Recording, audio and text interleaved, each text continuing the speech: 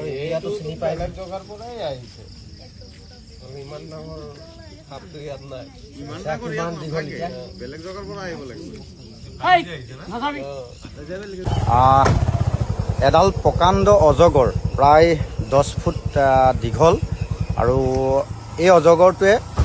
নুমলীগড়ৰ সমীপৰ যি কালিয়নী ব্লক গাঁও বৰ্মন গাঁও বুলি কোৱা হয় বৰ্মন গাঁৱৰ পথত গোটেই পথটো ইমূৰৰ পৰা সিমূৰলৈকে সেই অজগৰডাল আছিল আৰু সেই অজগৰটোৱে আটাইতকৈ ডাঙৰ কথা যে এটা হৰিণা পহু খাই আছিলে বুলি স্থানীয় ৰাইজে প্ৰত্যক্ষ কৰিছে আৰু স্থানীয় ৰাইজে সেই হৰিণা পহুটো খাই থকা অৱস্থাত আধা অংশ খাই থকা অৱস্থাতে দেখা পাইছিলে এজন লোক আছে দাদা আছে অকণমান ছাইডলৈ আহক এজন দাদা আছে তেখেতে প্ৰথমতে দেখিছিল আৰু হৰিণা পহুটো খাই থকাও দেখিছিল বহুত দীঘল অজগৰটো বহুত দীঘল হয় 10 ফুটমান হ'বই আৰু শকতো আছে হৰিণা পহুটো গিলি খাই ৰাখিছে যে ভৰিকেইটা আগফালে আছে এতিয়াও মানে ঠুং ধৰি আছে মানে আপোনালোকে খাই থকা দেখিছে খাই থকা আমাৰ এই লগৰটোৱে দেখিছে হৰিণা পহু আছিলে হৰিণা পহু একদম চাক্ষুচুক দেখিছে হৰিণা পহু হয় ডাঙৰ নহয় সিমান হয় মানে হৰিণা পহুটো 4-5 কেজিমান হ'ব আৰু তেনেকুৱা কেওফালে পানী হোৱাৰ কাৰণে আচলতে ওপৰলৈ উঠি আহিছে এনেকুৱা সেইটো ধৰিব পৰা নাই পানীৰ পৰাই উঠি আহিছে না ভিতৰৰ পৰা ওলাইছে ভিতৰৰ পৰা ওলোৱা ৰাস্তা আছে সেই হেৰি হয় কি হয় বাউণ্ডাৰী ৱালৰ যিটো জইণ্ট পোষ্ট আছে নহয় তাত থাকেদি আহিব পাৰে কিমানমান ডাঙৰ হ'ব এইটো দীঘল দীঘলটো আমাৰ ফুট হিচাপে 10 ফুটমান হ'ব হাতত 7-8 মান হ'ব হয় হাতিছে আৰু এতিয়া ফৰেষ্টৰে লৈ গৈছে এতিয়া ফৰেষ্টৰ আহি নিলে তেওঁলোকে বস্তাত ভৰাই নিলে আমিয়েই লাগি ভাগি দিছোঁ বস্তাত ভৰাই দিছোঁ আৰু গোটেই ৰাস্তাটো ইমূৰৰ পৰা সিমূৰ গোটেই ৰাস্তাটো ইমূৰ পৰা সিমূৰ মানে ব্লক কৰি আছিলে হয় আহাৰটো কৰি সি যাব পৰা নাই গধুৰ হৈ আছে লাহে লাহে যাম বুলি চেষ্টা কৰে কিন্তু যাব পৰা নাই যিটো ৰাইজে দেখিছে হৰিণা পহু খোৱা বুলি ঠেং ওলাই থকা লেখীয়া যেন দেখা গৈছে ঠেং ওলাই থকা মানে পেটত এই আগফালে দুটা ঠেং একদম ভাজ হৈ আছে হয় সেইটো মই নিজে মানে চুই পেলাই দেখিছোঁ হয় নিশ্চয়কৈ এয়া আছিলে বৰ্মন গাঁৱৰ মূল পথ আৰু সেই মূল পথতে এই স্থানতেই সেই অজগৰটো আছিল আৰু আমি নিজে প্ৰত্যক্ষ কৰিছিলোঁ এটা হৰিণা পহু পোৱালি খাই আছিলে বুলি কৈছে হৰিণা পহুৰ পোৱালি ৰাইজে দেখিছে আৰু অৱশেষত ফৰেষ্টৰ আহিলে তেওঁলোকে আহি অজগৰডাল উদ্ধাৰ কৰিলে উদ্ধাৰ কৰি তেওঁলোকে লৈ গৈছে কেওফালে পানী যিহেতু কালিয়নী নদীৰ বাঢ়নী পানী হয়তো পানীৰ পৰাও আহিব পাৰে নহ'লে নুমলীগড় শোধনাগাৰৰ যি কাষতে লাগি আছে নগৰাঞ্চল হয়তো নগৰাঞ্চলৰ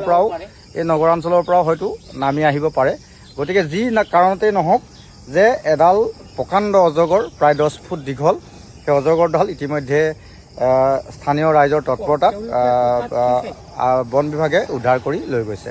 কি ক'ব আমাৰ ৰাতিপুৱা খবৰ দিলে এজন ফোন কৰিলে মোক যে এনেকৈ অজগৰ এটা ওলাইছে ৰাস্তাত কিবা খাই আছে আমি গৈ আছোঁ বুলি ৰাইজক জনালোঁ আৰু এতিয়া আহি দেখিছোঁ কিবা এটা খাই আছে এটা আমি পাহাৰত এৰি দিম যথেষ্ট ডাঙৰ কিন্তু হয় হয় ডাঙৰ আমি এতিয়া দেওপাহাৰত এৰি দিম যে কিমানমান হ'ব আপোনাৰ আনুমানিক 30-35 কেজি হ'ব আৰু দীঘলটো আপোনাৰ 10 ফুটমান হৈ যাব 10-12 ফুট হৈ যাব আপোনালোকে উদ্ধাৰ কৰিলে হয় হয় ঠিক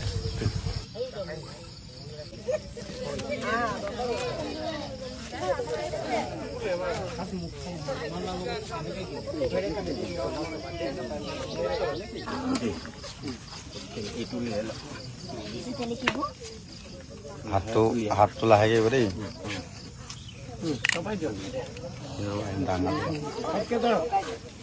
কিমান সমান হ'ব ওজন অকলে নোৱাৰিব 40 মান হৈ যাব নোখোলে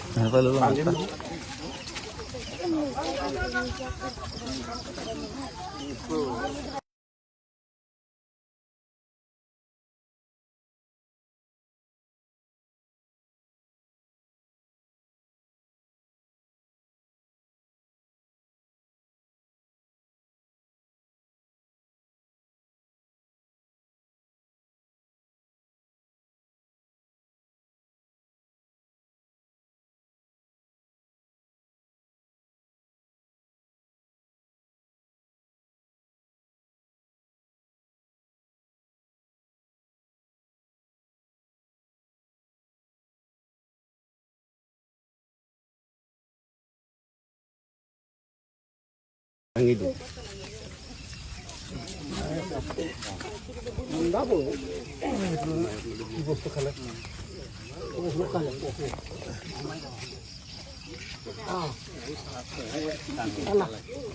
মাথাটো নেৰিবা দেই।